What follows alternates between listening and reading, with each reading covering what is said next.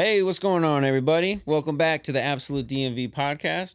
I'm Mark Teray. Shout out to my man Ego. I'm on the boards.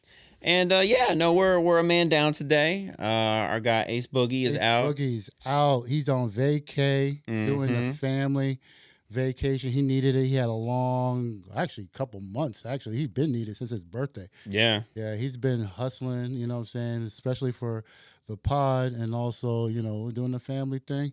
But, we miss him, you know what I mean? Yeah. This is gonna be a little different, just two of the other best hosts in Absolute DMV. The Mark and Ego time right here. It's Mark and Ego time. Yeah. That's it. What's going on with you, Eric? How you been? Hey, you know what?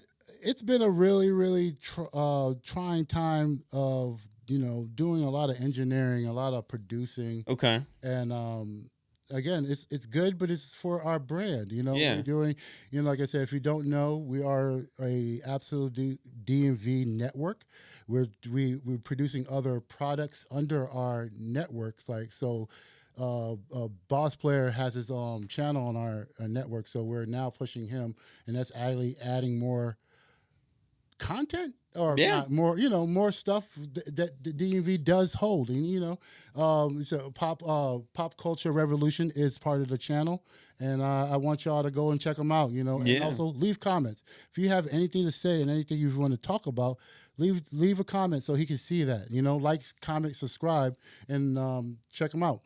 Also, if you live in the DMV area and you know this, it's been so humid. And actually, everybody knows October is the true hottest month of the year. Yeah. It's definitely showing that now. It's hot and also it's humid. So all y'all ladies that had your hairs done is getting messed up. Mm-hmm. I'm back again on my fitness journey, and so now I'm going hard and I'm working out outside, and it's kicking my butt. I'm telling you, I'm walking around just dripping. Pause. It's good though. It's basically like you're doing a workout. It's doing a workout in the sauna, in man. the sauna. Like, I'm literally walking around. It saves you time. You don't have to go to the sauna post-workout. I don't like the sauna anyways because I don't want to be around half-naked men. Pause. So that means I like to be sweating other ways. Pause. I'm pausing it all up. But yeah, other than that, I mean, I'm living.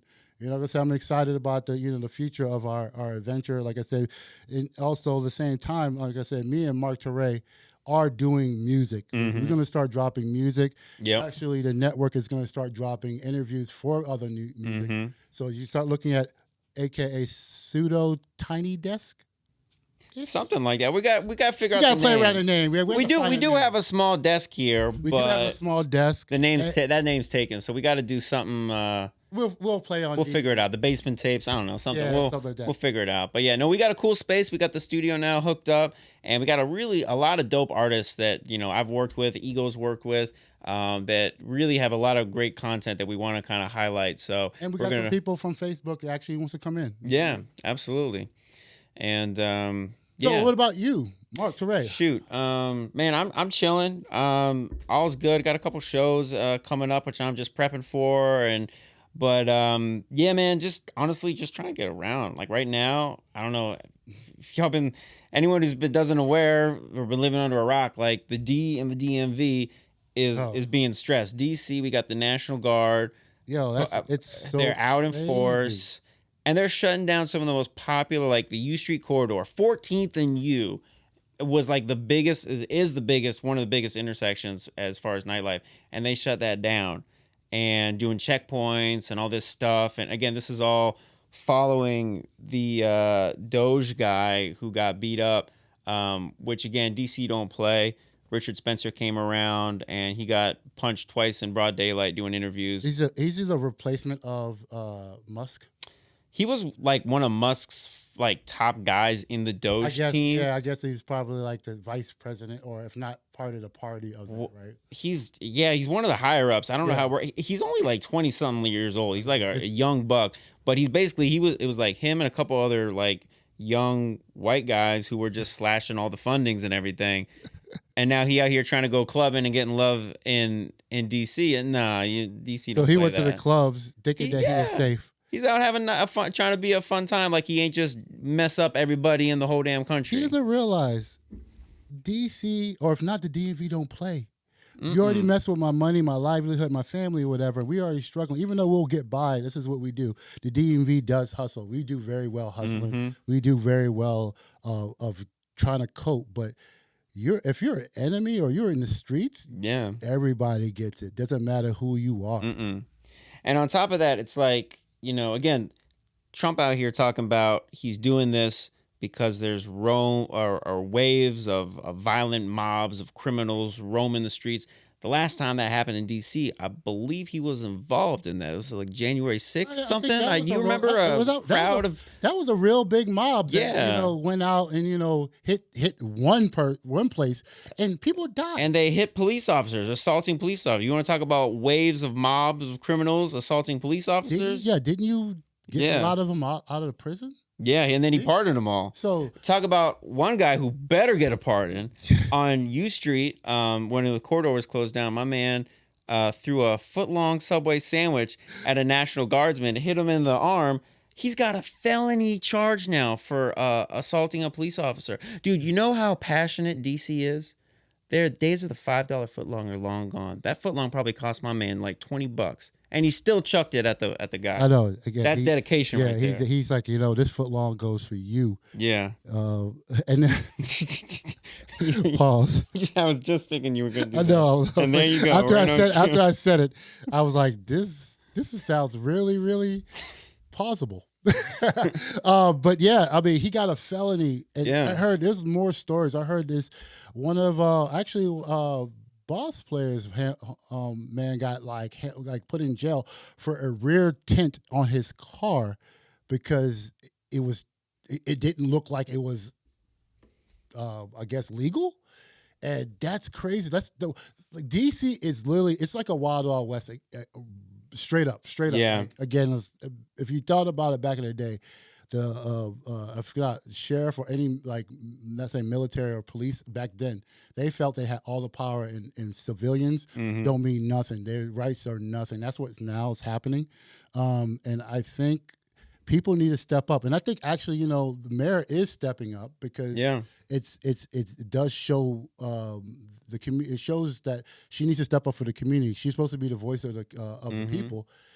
She is stepping up because it does look bad on her police officers as well. It's even hard though for they're them not to do involved. their job if they got the National Guard in the place for no reason, just taking up space. And I think, and that's the thing. That's the thing about it. I think that as much as they were too lackadaisy about not policing. I heard there was they were doing they went back to the books and they saw most of them was sitting around. They're not engaging with the community. So again, the community say, hey, I can get along with it. I can get away with it because they're not here, or they're here, but they ain't gonna do nothing. And a lot of the my favorite word, these YNs.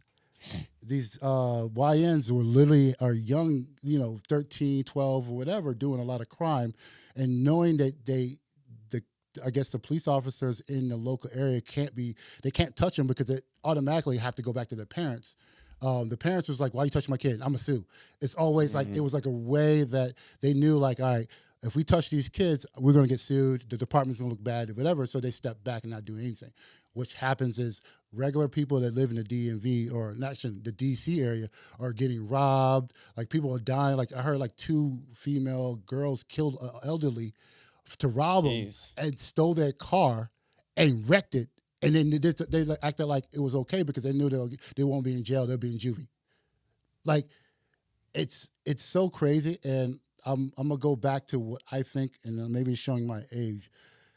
Back in the day, even if your parents were working or out there, the community were pretty much policed. You had eyes on you. Oh yeah, the big mama down the street neighbors, will allowed to beat you, or big brother would be like, "Yo, what are you doing? You're making us all look bad." And then it'll check them. They got rid of that, so pretty much they think they don't ever feel like there's no consequences. That's what I think, and that's what they need to do. But the National Guard is a little bit too extreme. Oh, it's way, yeah. I mean, it's again part of the problem too is like the DC is in this weird funk because it's not a state. They don't have a government or a governor, Yeah. and they don't have a state government essentially, so they don't have laws that they can pass the same way. That's why when cannabis is legal, they got to do this whole workaround thing with the gifting because you can't have a state law to override the federal law like every other state. So when Trump tries to send in the National Guard, you got a governor, you got a state, a government that can, kind of block it or things like that. He is the governor. He's everything. Trump can basically, he's the surrogate leader of this. So he can kind of sidestep a lot of the checks and do whatever he wants here. And there's only so much that Mary Bowser could do because, she's way under. She's a mayor, and I mean, she's kind of doing almost what a governor would do, but it's not really. And it's like she has no power as a governor. Yeah, and that's the tough thing. The other problem too is I think just it's only going to get tougher because the Department of Ed is getting slashed. So we're talking about a lot of the things that like young teenagers, kids would do after school. A lot of those programmings, the funding. So they got nowhere to go. So exactly. So they're going to be out on the streets even more. And again, it's just like you said, like with no one to check them. If mom and dad are working, you got to get them in some type of program with some support or supervision. Like a Big Brother program that they were doing. Or just after school program, something they're interested in. But again, all that stuff is kind of like unclear what's going to be cut. Baltimore did very well. Yeah, I heard like Baltimore like stepped up and then less crimes happened because they did those programs that actually, those after programs and the people like the Big Brother and all that went out in the streets and brought them. Bring your butt back in here. You know what I'm saying? But also, I mean, in relativity, like DC is also experiencing like a record low in crime. Like I think in the last 30 years, this is the least amount of crime. So like there still is crime. There's still every city's gonna have crime, but like in perspective, it's not. Again, like the National Guard, like you said, it's not like we're seeing a spike. We're actually seeing a decrease. Because they're arresting anybody that can get it. I think that's the problem, and it's not the solution. It's a scare tactic, right? And also, again, I feel this is a way of getting rid of other problems in this happening. Pretty much a screen of what's really happening with Mr. Orange. There was a bunch of stuff about some files that were going to be released. Files? They weren't going to be released, and then they were sitting on someone's desk, and then they don't exist now. And there's a lot of talk about other distractions, but now not as many people are talking about the files because everyone's talking about the National Guard. So this is, again, you're right. I think that he probably... Smoke and mirrors. One of his people got beat up on the street, and he used that as an opportunity to do this whole big thing. And I think, didn't it start with homelessness, though?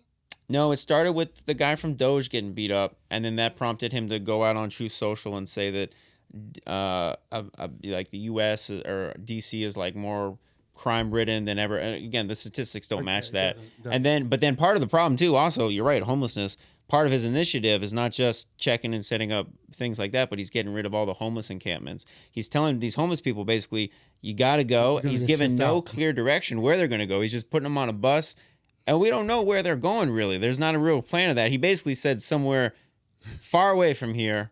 You're gonna put them in PG or in Virginia. So you're gonna put them outside of DC. Yeah, and I mean, like, there's shelters in DC, but the problem is there's not enough. Yeah. And on top of that, it's like those shelters are not meant for long-term housing, But he's putting them all in the same grid or the own category of, like, they think that if you're homeless, you're a criminal, or if you're homeless, you're stealing. A lot of the times they're just homeless because they're in a situation that have to be out of their homes, and also a lot of times they lost their homes because they got Fed took their jobs. Yeah, a lot of people just got laid off in the city. And then on top of that, a lot of people, there's addiction things, mental health stuff. There's all sorts of stuff, reasons for people to be. And again, I think it's like a smoke and mirrors. He's trying to come up with a lot of excuses to pretty much hide a lot of things to get him.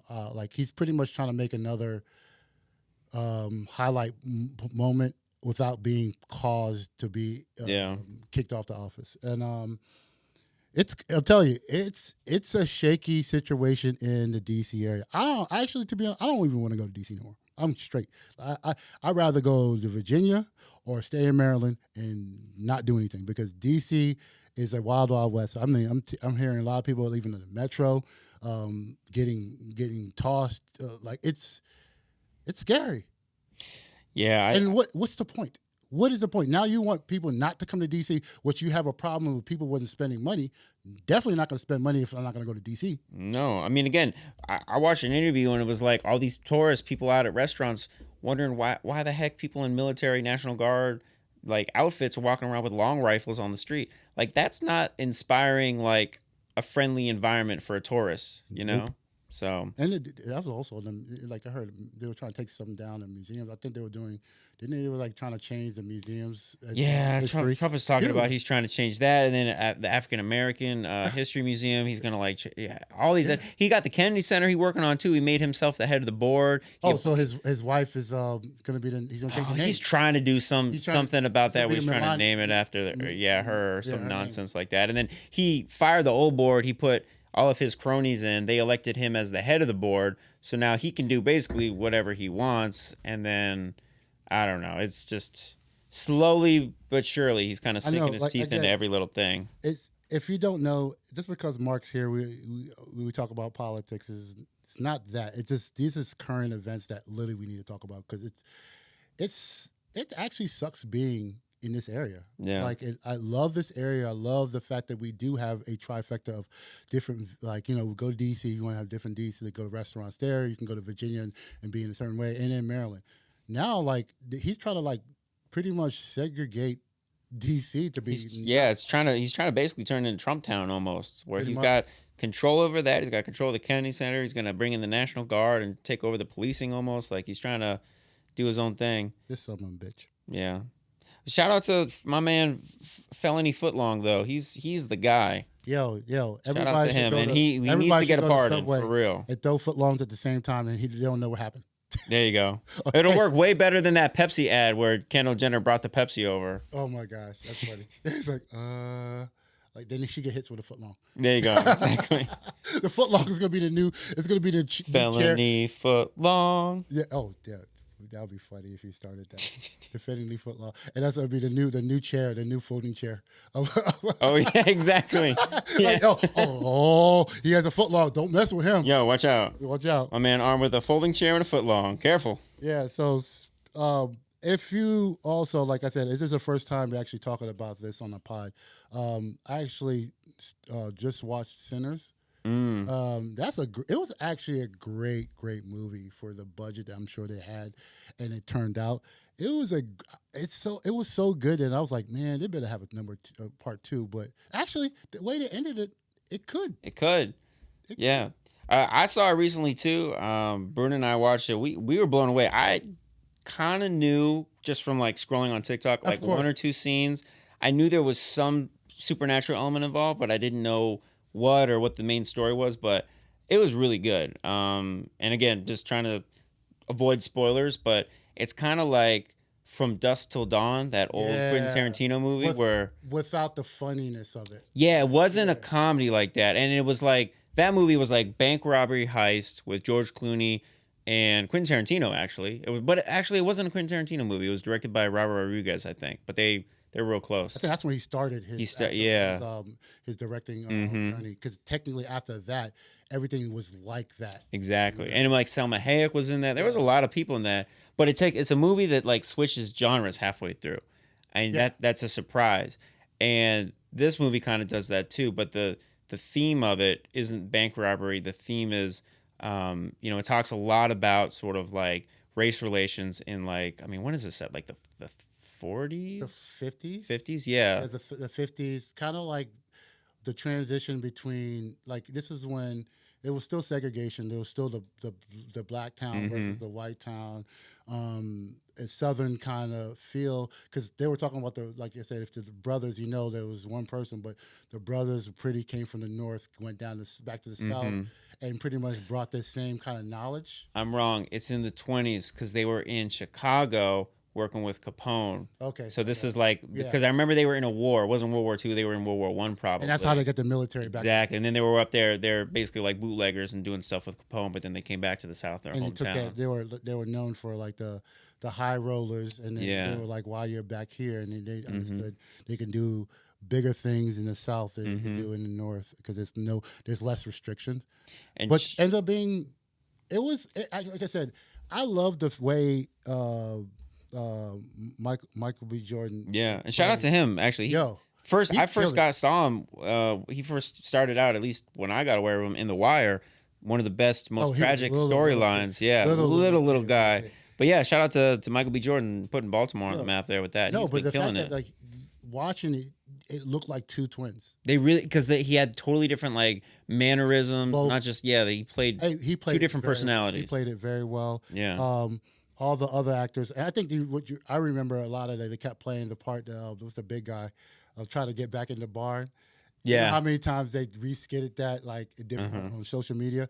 It was so crazy. Like, hey, why y'all ain't let me in? Yeah. You know, we're just playing games. It was like, damn. Like, it's funny because to them, they were like, all right, we don't know what this is, except the one lady knew when she got hip to it. Yeah. Like, you can't come inside. Why can't you? Yeah, why you need an invite? Your cornbread self can just walk right in. Once you can, he was like, I'm just trying to be polite. You know, I love it. Like I said, I think it was a great movie, especially for not saying a low budget, but pretty much people didn't think it was going to be as big and as big. No, it was great. And it was and I'm looking forward if they do a part 2, not to be a dumb spinoff, be like let it continue, but not be corny about it. Like that'd be funny if they brought Blade. That's funny. They're like, hey, Michael B. Jordan it meets Blade, and then Blade like, yeah, I'm half vampire too. You can't get this. That would be actually fun. You know that would be funny. Yeah, it'd be funny, but also, well, you have to because Blade's part of Marvel. So you have. I mean, I guess they'd be part of the MCU if they were to fuse in with that. Because then, what's the other guy from Marvel? Vampire. They did what's the doctor that turned is it Craven? Craven? You haven't seen the Marvel vampire? Vampire? No, I'm not familiar with another one. Let me we can scratch that because I'm gonna pull it up later. Do some research on that one. And if everybody has an answer and remembers who it is, I'm sure it's on Netflix or something like that, whatever. Like I said, anyway, it was a really good movie. I enjoyed it. On top of that, it had a lot of really good commentary. I mean, being about a primarily, African American experience or Black experience in the South in the 1920s, it had a lot of really good commentary about the time period as well. And without to give anything away about the switch up and everything, one of the main villains, he turns out to be an Irish person who's been around for a long time. So that again is kind of like interesting because you see he's talking about. From centuries ago, his experience of being persecuted, and that's again kind of like anyone who wasn't like a WASP, like a super white Anglo-Saxon person. No, it was anybody could get it back in the day, and then it was like seeing how now he's the persecutor, and it's like the cycle continues. But didn't he take the okay, not talking about it, but the KKK guy and converted them. And they all was singing the same song because it was coming from him. And it was like exactly wow. Yeah, and then everybody was dancing the jig, and he loved the music of the new music. I feel like that's how hip hop is, technically. See? Yeah. We're going too geeking. We're geeking out. We're definitely geeking out. Welcome to the Absolute DMV Geek Out. But yeah, going full nerdcore. Definitely. So. Also in the news, and this is like a quick tidbit. If y'all haven't heard, one person called Sean Kingston. Oh, speaking of sinners, yeah, he definitely sinned. He had a couple of hits, but of course, I liked his music, but Ego just filled me in about some breaking news that I didn't know about him. Yeah, he just got sentenced, which people probably don't care, but it's also I kind of could see it. He got sentenced pretty much to 3.5 years, or if you're not safe, 42 months in prison for wire fraud. He must have really dropped or pretty much went to the bottom to try to get his lifestyle still at point. So pretty much what he did, and actually it was not just him, it was him and his lawyer, and I think his lawyer pretty much said, you know what, you still want them checks? I got something for you.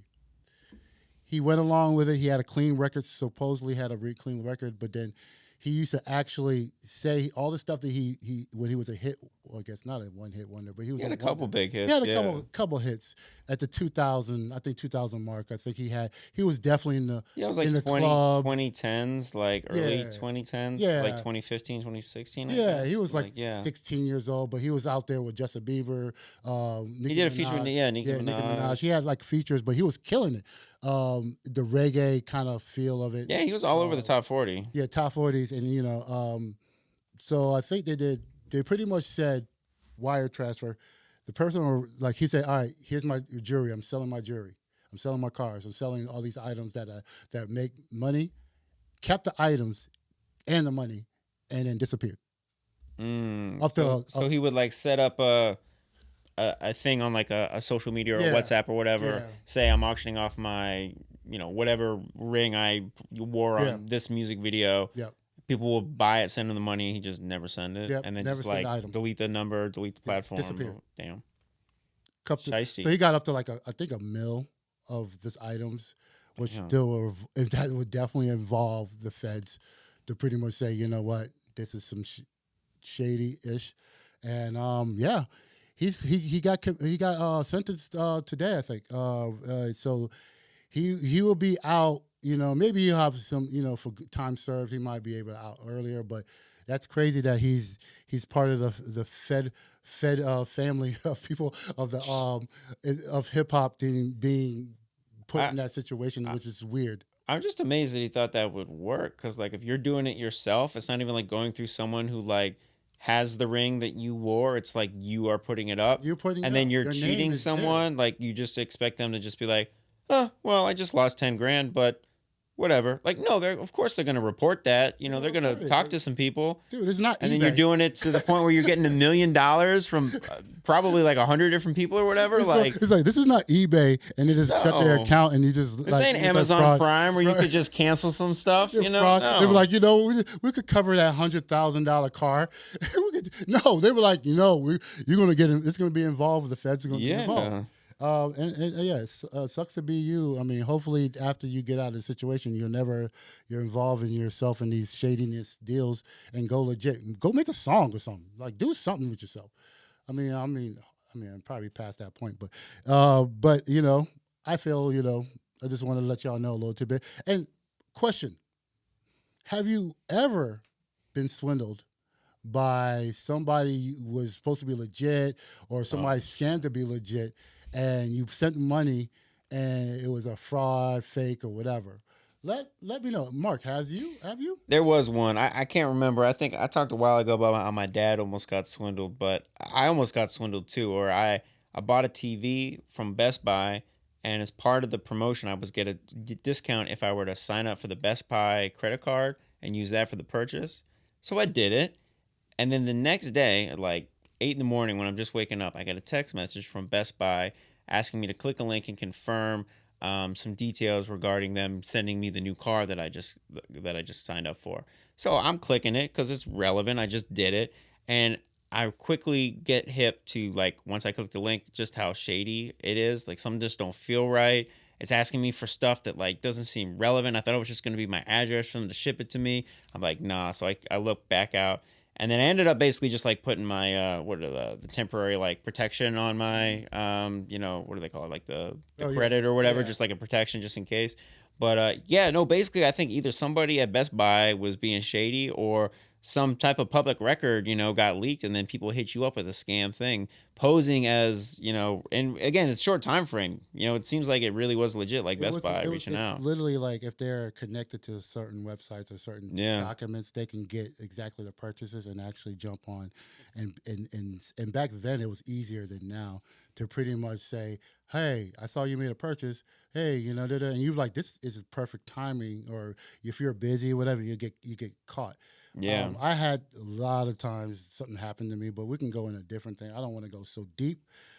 Watch how you work and put your information out there. I know people they talk there's advertising about VPNs and things like that. Technically, overseas, there's a way, and everything is public that they can find a way and use that against you for them to pretty much get hacked, get their money. Technically, like I said, you can get. It's kind of again, you're so busy that you think this is all legit. Yeah. Because we're all about social media, all about technology. That the fact that they're using technology to get you, watch your back.